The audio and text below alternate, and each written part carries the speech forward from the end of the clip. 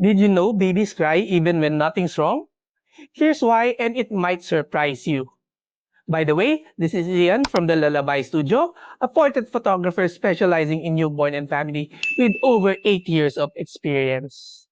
So, let's decode your baby's tears. Kasi crying is their only way of communication.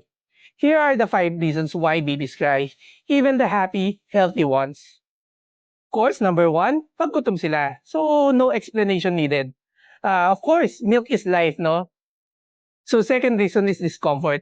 Things like basaang diaper, or pag sobrang lamig or init, or uncomfortable clothing.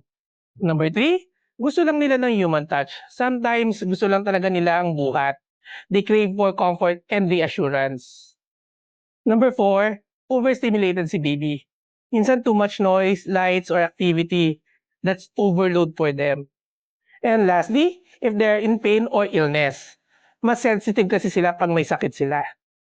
So next time you hear those tears, don't panic. It's just baby talk. It's also a good sign that your baby is healthy.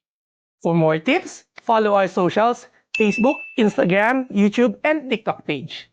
And DM us to book a relaxed baby-led session at the comfort of your home.